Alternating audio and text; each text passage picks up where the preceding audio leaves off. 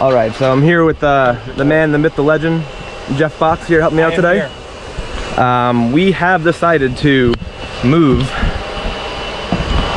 the location of these holes to here.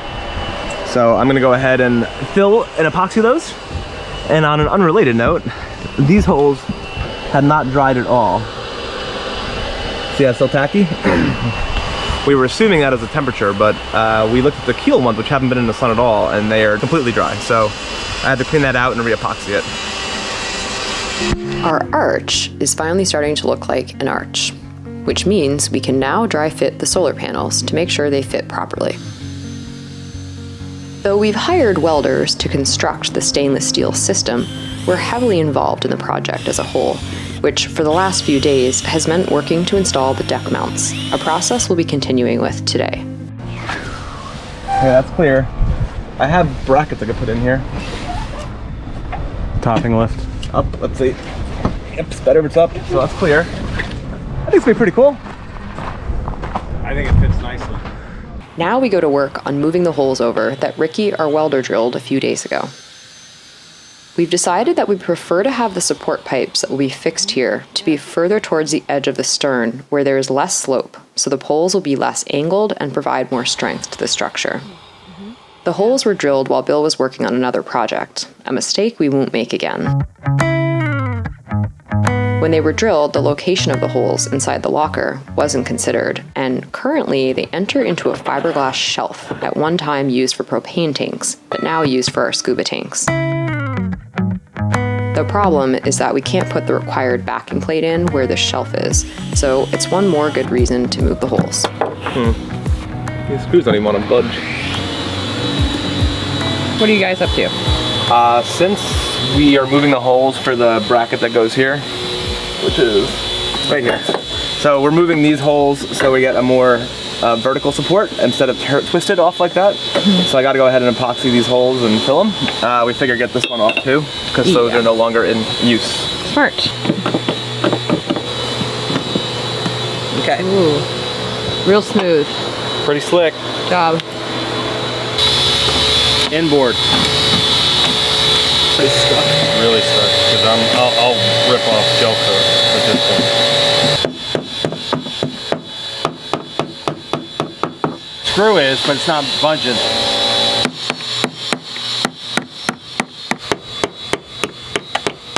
There it goes. Okay, hold on a second now. It's starting to pry. Go back and forth with that. Break the beetle tape off.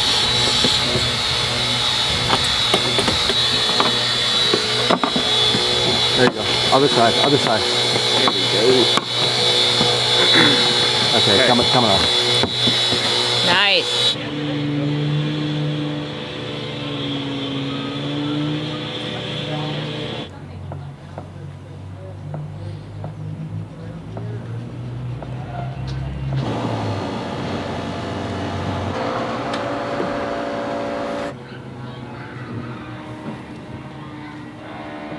But it's kind of surface level. So gush out a bit. Okay, that's better. I guess I'm just gonna stick it in there.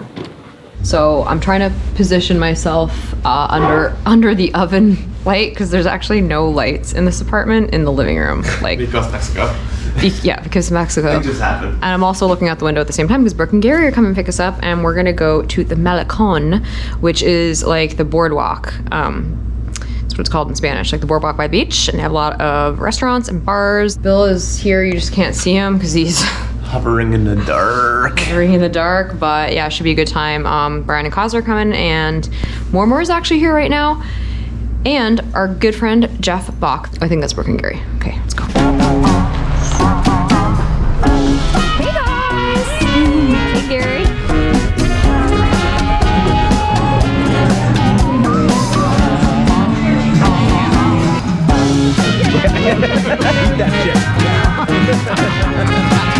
Gary, let me see your side profile. That is the entertainment for the evening. There's your man. Hold on, hold on. Okay. I got shrimp quesadillas. Chicken bacon? Not the quesadillas.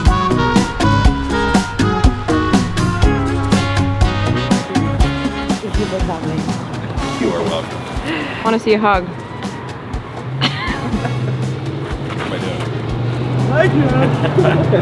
See ya. I'll see you.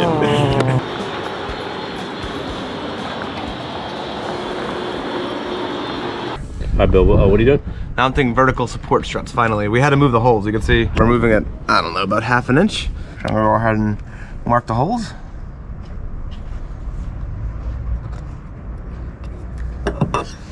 Close. Should be there. All right, gonna drill. Crunch. Okay. Here we go.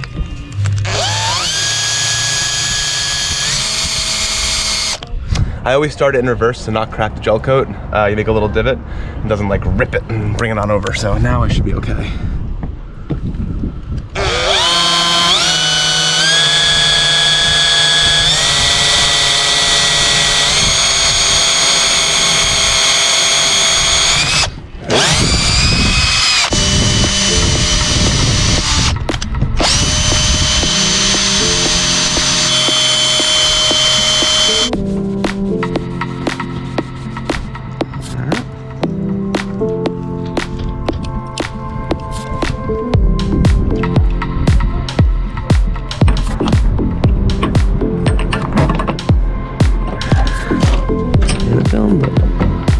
Okay, I'm gonna go in the hole head again.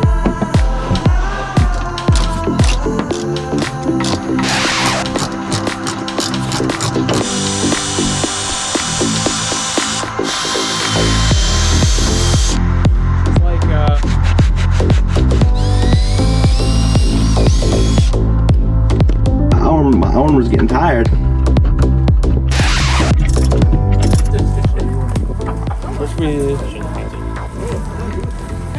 125 pesos for 2 pizzas. I could eat a whole one of these. No, I can't. We are over by the Liquid Lounge. Yep. Trust me. Yeah. The community here at Cabrales Boat Yard is unique. We've been welcomed into a close-knit, supportive, knowledgeable, and fun group of folks, all working long hours on their boats with a common goal. This spot has been termed the Liquid Lounge, and we gather here regularly. Today, to take advantage of 2-for-1 pizza night, which a local restaurant offers every Wednesday. That for 150 pesos. 150 pesos, that's $7. For two pies. For 2 pies. Yeah, that's pretty good. Pizza burger. But it's not a big deal because I just made enough time to fill that hole. Okay, so one more step for our Thru-Hulls. Because I had to dig these out, these are CSS Thru-Hulls, there's a big hole. There's a lot of fairing compound making up this that isn't quite that stable. This could crack over time. So we're gonna lay a layer of glass over top for each of these holes, and that'll help stabilize. Thin glass, not 1708, like 6-ounce cloth, 2 layers, and then we'll have a nice stable, strong, instead of just thickened filler material. But first I have to go ahead and Dremel out these holes.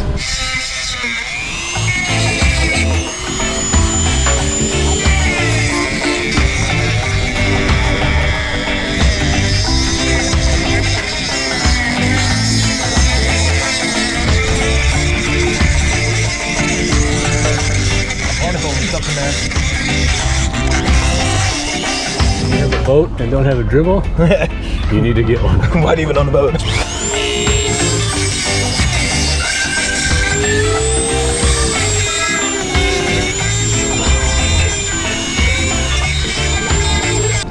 Alrighty, so Dimitri's just starting to get the epoxy ready to go. And what we're gonna do is we're gonna wet out the areas on the hull.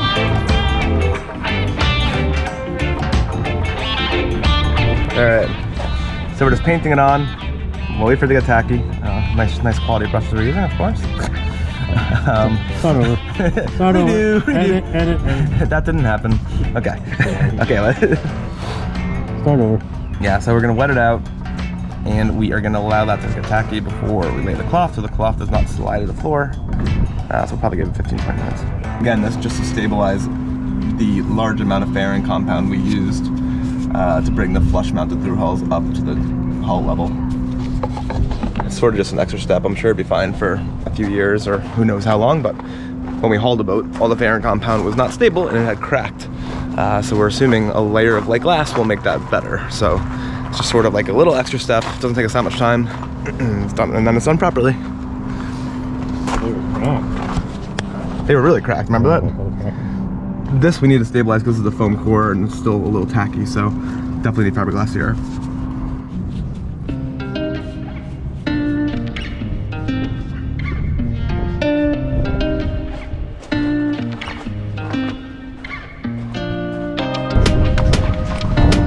Tap, tap, tap. Just getting all the air bubbles out as with any other glass project. We cut a relief hole in the center, so we get a Dremel in there later to clean up the Thru-Hulls.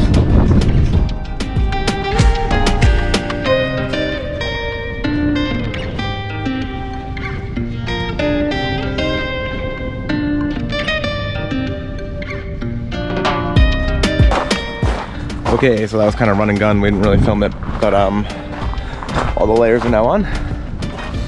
We're just finishing up the strut.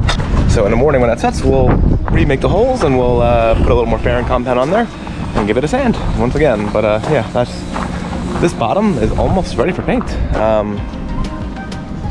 Yeah, I would say we're actually ready for barrier coat once it's all done. Like, we're pretty smooth. Maybe one more round of fairing. I think we're gonna start with the keel though, because that's a separate process, which I'll tell you guys about later. All right, so today I'm gonna work on getting the keel prepped for barrier coat. I'm actually gonna change out the cartridges on my mask because lead is a heavy metal and I don't really want it getting in my lungs. I don't think that'd feel too good. So I'm gonna use a belt sander I borrowed from my buddy Dane. That should make quick work of taking it down to shiny bare metal. The goal is to get it down to like that shiny metallic color, because this gray that you can see kind of where I hit it. The gray is actually the oxidation layer of the lead. So we have to remove that and then as quickly as we can apply barrier coat before the air gets into the metal again.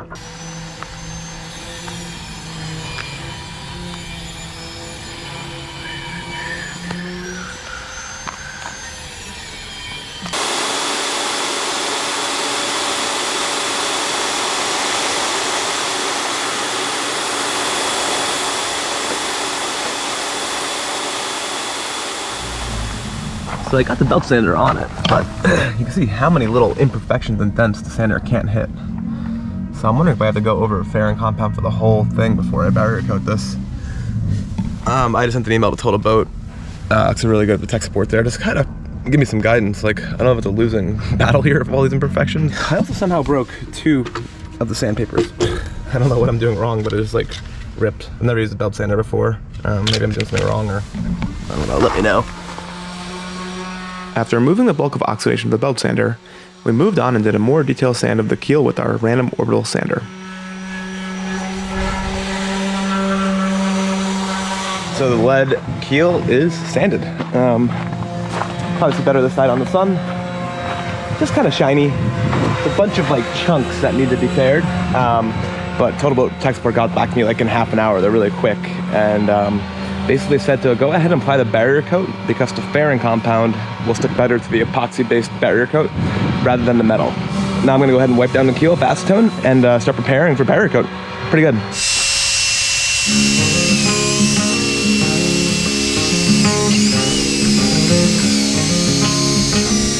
So we're gonna do there, to there, and then to there. 3-to-1 ratio. It's gonna be a mess. It's like a milkshake.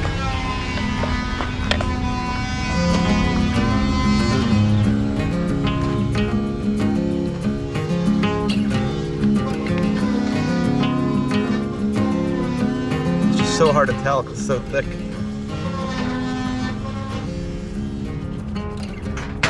Yeah, it's pretty good though. Okay. Yeah, that's about right. Okay, so now I can fill the resin, or whatever this stuff is, hardener I guess. Second part. Fill it up to here. 3-to-1. Yep, 3-to-1. We're gonna stir it thoroughly. We have to let it sit for 15 minutes before we could add any thinner to it. One coat thin 20%. We have just about 650 mils. So that would be 10% would be 65. So 130 more. So I guess a little bit above the 750.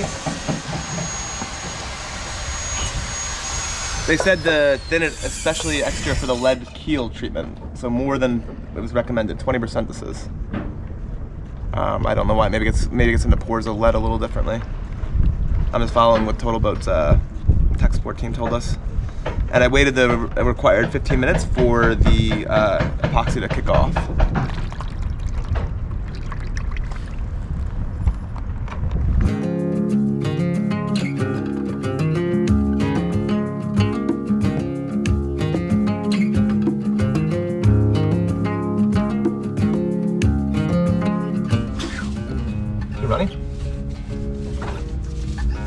No, I don't think so. Yeah, I've never done barrier coat, so I don't really know. It's getting in all the pores though. Stuff will go on pretty So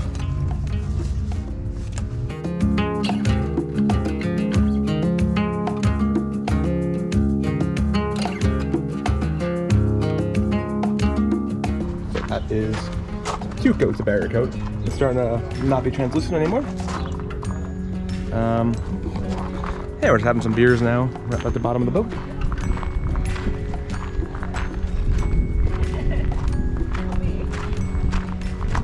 Okay, so today's an exciting day. We're planning on barrier coating the hull, which will finally hide all these blisters that we ground out and faired.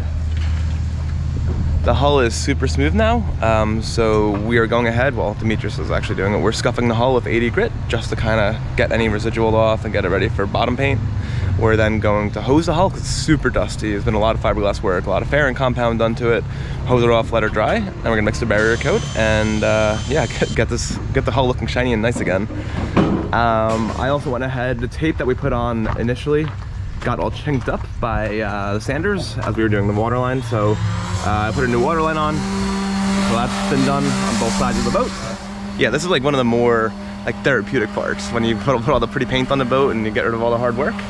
So you don't see it anymore. It's like a clean, cohesive structure. So I'll sleep well tonight knowing that.